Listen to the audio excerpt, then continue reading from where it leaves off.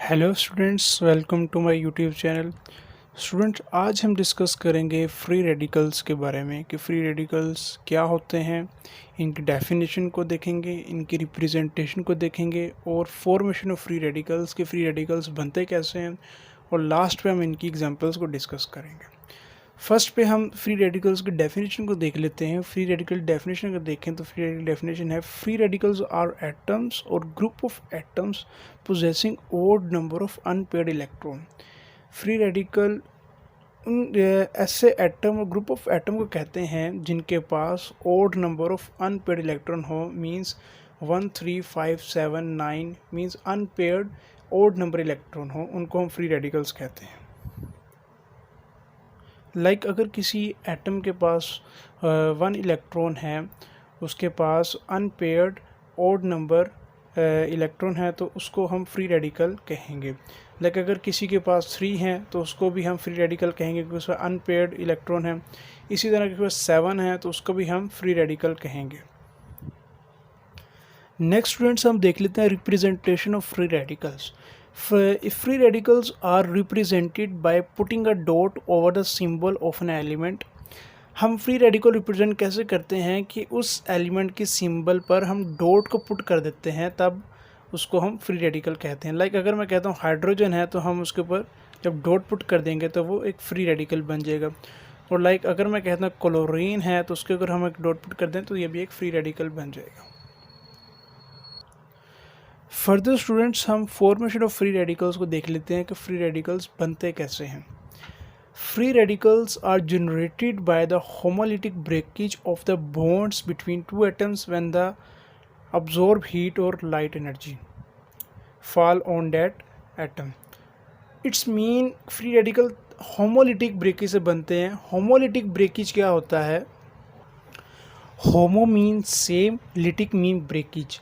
तो ऐसा ब्रेकेज जिसमें same number of atoms divide हों दोनों एटम के अंदर, उसे कहते हैं होमोलिटिक ब्रेकेज। फॉर एग्जांपल हम डिस्कस कर लेते हैं हाइड्रोजन H2 की एग्जांपल को। अगर H2 है, H के पास तो है ही एक एटम, तो वो एक इससे शेयर कर लेगा, एक से शेयर कर लेगा, म्यूचुअल शेयर करके कोवलेंट बॉन्ड बना लेंगे दो एटम्स। तो अगर हम इस बॉन्ड को एनर्जी प्रोवाइड करते हैं तो ये बॉन्ड क्या हो जाएगा, ब्रेक हो जाएगा। तो इस बॉन्ड के टूटने के नतीजे में एक एटम इधर चला जाएगा, एक एटम इसका वापस इसके पास चला जाएगा। तो दोनों के पास कितने कितने एटम्स गए, 1 एटम दोनों के पास वापस चले गए। तो इसमें ये होमोलिटिक ब्रेकेज हुआ, सेम 1 इधर चला गया, 1 ही इधर चला गया। अगर ये हेट्रोलिटिक ब्रेकेज होता तो इसके अंदर पूरा पेयर ही एक एटम ने ले जाना था, बट ये हमने होमोलिटिक ब्रेकेज हुआ था, उसके नतीजे में क्या हुआ, एक एक एटम दोनों, एक एक इलेक्ट्रॉन दोनों एटम्स के दरमियान डिवाइड हो गया। इसी तरह क्लोरीन की एग्जांपल को देख लेते हैं स्टूडेंट्स। क्लोरीन का जो आउटर मोस्ट शेल है उसमें है 7 इलेक्ट्रॉन्स, तो उसको एक इलेक्ट्रॉन चाहिए अपना ऑक्टेट रूल कंप्लीट करने के लिए। तो वो क्या करेगा, दूसरे क्लोरीन एटम के साथ म्यूचुअल शेयर करके अपना ऑक्टेट कंप्लीट करेगा। अगर हम इस बॉन्ड को ब्रेक कर देते हैं सेंटर से, तो क्या होगा, इसका इलेक्ट्रॉन इसके पास वापस चला जाएगा और इसका इलेक्ट्रॉन इसके पास वापस चला जाएगा। तो ये भी एक होमोलिटिक ब्रेकेज होगा क्योंकि सेम नंबर ऑफ इलेक्ट्रॉन चले गए हैं दोनों एटम्स के पास। इसके पास भी अपना एक 1 चला गया, इसके पास भी एक अपना 1 चला गया। किसी ने पेयर नहीं लिया। अगर ये एक पेयर ये वाला चला जाता है इस पूरे क्लोरीन इसके पास, तो ये होमोलिटिक ब्रेकेज नहीं होना था। तो होमोलिटिक ब्रेकेज का मतलब सेम ब्रेकेज मीन्स दोनों एटम्स के पास सेम इलेक्ट्रॉन ब्रेकेज के बाद डिवाइड हो जाए। होमोलिटिक ब्रेकेज के जो है बॉन्ड जो टूटने हैं, उसके अंदर एक एग्जांपल को डिस्कस कर लेते हैं मीथेन की एग्जांपल को। मीथेन जो सेंट्रल एटम है वो है कार्बन, उसके पास है, उसके आउटर मोस्ट शेल में है 4 इलेक्ट्रॉन। तो उसको ऑक्टेट कंप्लीट करने के लिए 4 इलेक्ट्रॉन चाहिए। तो कार्बन क्या करेगा, 4 हाइड्रोजन के साथ अपना बॉन्ड बना लेगा, इसी तरह वो 4 अपना ऑक्टेट रोल कंप्लीट कर लेगा। बट अगर हम एक हाइड्रोजन का जो बॉन्ड बना है उसको हम यहाँ से ब्रेक कर देते हैं, ये हाइड्रोजन का एटम है यहाँ पे, ये कार्बन का एटम है, कार्बन ने और हाइड्रोजन ने अपना एक एक एटम शेयर किया। लाइक अगर हम इस बॉन्ड को हाई एनर्जी की मदद से इसको ब्रेक कर देते हैं तो क्या होगा, इसका इलेक्ट्रॉन इसके पास वापस रिटर्न में आ जाएगा और इसका इलेक्ट्रॉन इसके पास वापस रिटर्न में आ जाएगा। तो इस तरह होगा क्या कि CH3 एक फ्री रेडिकल बन जाएगा क्योंकि उसके पास odd number of electron remaining में रह जाएंगे। और हाइड्रोजन भी एक इस तरह क्या बन जाएगा, एक फ्री रेडिकल, क्योंकि उसके पास भी एक अपना इलेक्ट्रॉन वापस आ गया है।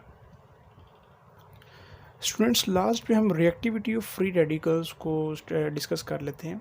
अ free radical is extremely reactive species as it has a tendency to complete its octet.